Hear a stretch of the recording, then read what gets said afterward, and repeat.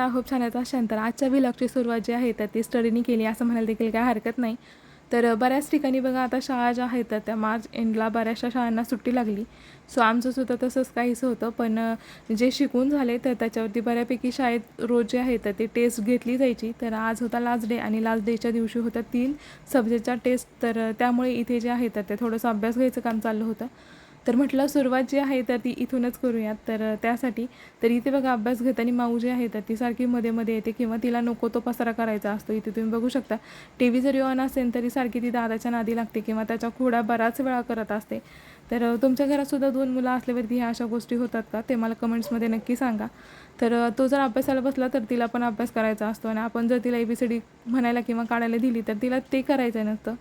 दादाच्याच बुकमधला अभ्यास तिला बराच वेळा करायचा असतो. तर बरंचसं जे आहे तर ते होत राहतं तिचं आणि दादाचं भांडण वगैरे. तर ते सगळं सॉल्व केलं आणि त्यानंतर जे आहे तर ते पटकन आले किचनमध्ये. कारण आमच्याकडं पाणी जे आहे तर ते फक्त सकाळ संध्याकाळी येतं. त्यामुळे ह्या सगळ्या गोष्टी करून ह्या घरातल्या गोष्टीसुद्धा आवरायच्या असतात आणि पाणी जर स्टोअर केलं तर ते फुल डे पुरत नाही. तर त्यासाठी तर इथे बघा पाणी आलं होतं. तर म्हटलं पटकन आपले जे भांडे आहेत तर ते वॉश करून घेऊयात. कारण स्वयंपाक आणि जेवण वगैरे तर ते बऱ्यापैकी नॉर्मली झालं होतं कौस्तुभचं आणि बाळाचं. तर म्हटलं थोडेसे भांडे पडले ते स्वयंपाक आणि जेवण वगैरे चहाचे. तर ते आपले क्लीन करून घ्यावा. तर त्यासाठी आले होते. तर बघा तुम्ही सगळ्या ह्या गोष्टी करून किंवा मुलांचा अभ्यास घेऊन घरातली कामं करून खूप सारा वेळ तुम्हाला भेटतो का? भेटत असेल तर मला नक्की कमेंट्स करा. कारण फुल डे जे आहे तर ते 2 मुलांचं करायचं आणि घरातलं तर माणूस जे आहे तर ते खूप थकून जातं किंवा स्वतःच्या एक्स्ट्राच्या हॉबीसाठी वेळ जो आहे तो बऱ्यापैकी मिळत नाही.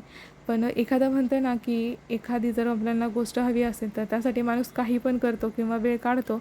तर बऱ्याच वेळा मी सुद्धा तसंच काहीसं करत असते. तर नेक्स्ट व्लॉगमध्ये खूप छान असे जी टेक्निक आहे तर ती मी तुमच्यासोबत घेऊन येणार आहे किंवा शेअर करणार आहे असं म्हणायला देखील काय हरकत नाही.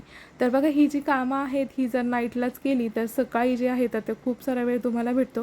कारण सकाळी जे आहे तर ते मिस्टरसुद्धा ऑफिसला जातात आणि मुलंसुद्धा स्कूलला जातात. तर सकाळी उठून जर हीच कामं करत बसलं तर फुल डे आपला त्यामध्येच जातो. कारण सकाळी स्वयंपाक केला आणि त्यानंतर लगेच भांडे घासून ठेवले तर किचन ओटा जो आहे तर तो बऱ्यापैकी इव्हिनिंगपर्यंत किंवा संध्याकाळी मुलं घरी येईपर्यंत जो आहे तो क्लिनिकच राहतो असं म्हणायला देखील काही हरकत नाही. कारण एकदा स्वयंपाक वगैरे झाला तर आपण पुन्हा किचनमध्ये शक्यतो जास्त काही करत नाही. तर माझंसुद्धा तसंच काहीचं असतं. सो पटकन आता ते आवरून घेणार होते आणि रात्रीचं जे आहे किंवा नेक्स्ट डेचं रुटीन तर ते बऱ्यापैकी मी नाईटलाच करून ठेवत असते की सकाळी जेणेकरून जे आहे तर ते आपली धावपळ होणार नाही किंवा मग गडबड होणार नाही. आणि त्यातल्या त्यात सकाळी माऊ जी आहे तर ती लवकर उठते आणि तिलासुद्धा जे आहे तिचं खाणं किंवा एक्स्ट्राचं काम वगैरे तर ते बऱ्याच वेळा तिला मॅनेज करावं लागतं.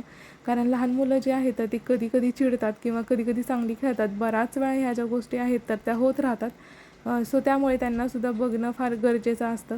तर यासाठी जे आहे तर ते पटकन मी आता काम वगैरे आवरून घेतलं आणि पुढचं जे काम आहे तर ते बऱ्यापैकी करावीच लागतात. कारण फुल डे जो आहे तर तो बऱ्यापैकी माऊ वगैरे जर झोपली तर माझी एक्स्ट्राची कामं असतात तर ती करावी लागतात.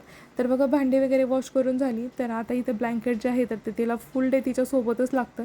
म्हणून त्याची घडी जी आहे तर ती कधीच घातलेली नसते. कारण तिने घातली की लगेच ती विस्कटते. तर आता तुम्ही व्हिडिओमध्येच बघू शकाल पुढे मी आता घडी घालून 2 मिनिट नाही झाले तर ती मागे जाऊन लगेच ते ब्लँकेटची घडी जी आहे तर ती टोटली विस्कटून ठेवते. तर बऱ्याच वेळा ती असंच करते. तर त्यानंतर कपडे जे आहेत सकाळी वॉश केलेले तर ते बऱ्यापैकी वाळलेले आणि त्याच्या ज्या घड्या आहेत तर त्या मी लगेच घालून ठेवत होते. तर इथे बघा एखादं काम करायचं म्हटलं की तिला तहान लागते किंवा जेवण करायचं असतं ती बऱ्याच वेळा करते. सो म्हणून बॉटल जी आहे तर ती बऱ्यापैकी सोबतच असते. तर बघा आता मी मगाशीच तुम्हाला सांगितलं होतं की ब्लँकेटचं तर बघा इथे तिने लगेच घेतलं. घडी घातलेलं ब्लँकेट दिसलं की तिला लगेच झोपायचं असतं. तर कपडेसुद्धा अजून माझ्या घडी घालून झाले नाही तर तोपर्यंत तिचं ब्लँकेट जे आहे तर ते पूर्ण ओपन करून झालेलं आहे. सो चालायचंच. आता घरात जर लहान मुलं असली तर ह्या थोड्याफार गोष्टी ज्या आहेत तर त्या बऱ्यापैकी होतात. कारण आमच्याकडे तरी होतात. तुम्ही इथेच 2 मिनिटच्या व्हिडिओमध्ये बघू शकता असं म्हणायला देखील काय हरकत नाही. आत्ताच घडी घातली आणि लगेच तिला त्यामध्ये झोपायचं असतं. पण इतक्या वेळ जर इथे पडलेला असेल तर ती अजिबात घेणार नाही किंवा मग ती बघतसुद्धा नाही त्याच्याकडे की ते माझं ब्लँकेट आहे वगैरे असं. बट जेव्हा आपण केव्हा नीट करून ठेवू तर तेव्हाच तिला ते हवं असतं.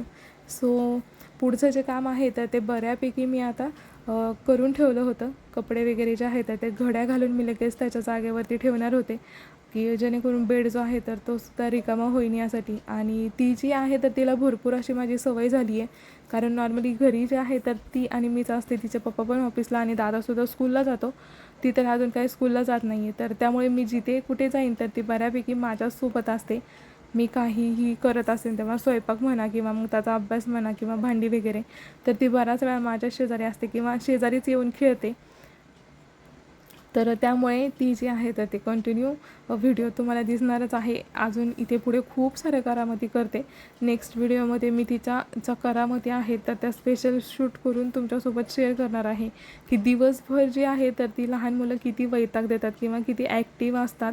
पण आजकालची जी मुलं आहेत तर ती खूप सारी ॲक्टिव्ह आणि चंचल झालीत असं म्हणायला देखील काही हरकत नाही. तर बऱ्यापैकी गप्पा मारत जे आहेत तर त्या कपड्यांच्या सगळ्या अशा घड्या घालून झाल्या होत्या.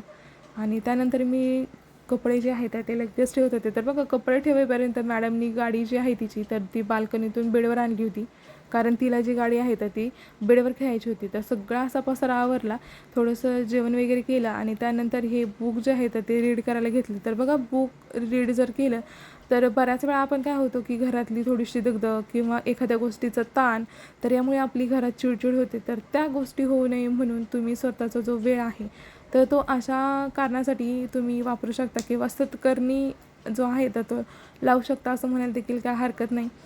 तर बघा, ज्ञान जे आहे तर ते दिल्याने वाढतं आणि वाचल्याने सुद्धा वाढतं असं बऱ्याच वेळा म्हणतात. तर ही जी बुक आहे तर ते आपल्याच जो रोजचं जीवन आहे किंवा धावपळीचं तर बरीचशी त्यावरतीच लिहिलेली असतात. तर त्यामुळे ह्या सगळ्या गोष्टी ज्या आहेत तर ते तुम्ही नक्की ट्राय करून बघा.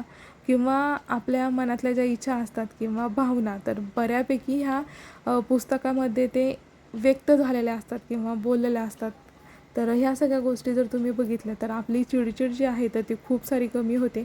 कारण मी जे आहे तर ते बऱ्यापैकी माझ्या अनुभवावरून सांगू शकते की ह्या सगळ्या गोष्टी केल्या तर खूप शांती भेटते. तर बघा, प्रत्येकालाच बुक रीड करायला आवडतात असं काही नाही. जर तुम्हाला आवडलं तर करा किंवा मी सांगते म्हणून कराल तर ह्या गोष्टी नको आहे. कारण एखादी गोष्ट करायची म्हटली तर ती मनात जर असेल किंवा मनापासून जर केली तरच ती सत्कारणी लागते किंवा होते, तर पूर्णत्वाला जाते असं म्हणायला देखील काय हरकत नाही. सो आजचा व्हिलॉग जो आहे तर तो तुम्हाला कसा वाटला ते कमेंट्समध्ये सांगायला अजिबात विसरू नका. तर इथेसुद्धा बघा, ती मला जे आहे तर ते बुक रीड करून देत नाही आहे, सारखी मागून येते किंवा धक्का देते आहे.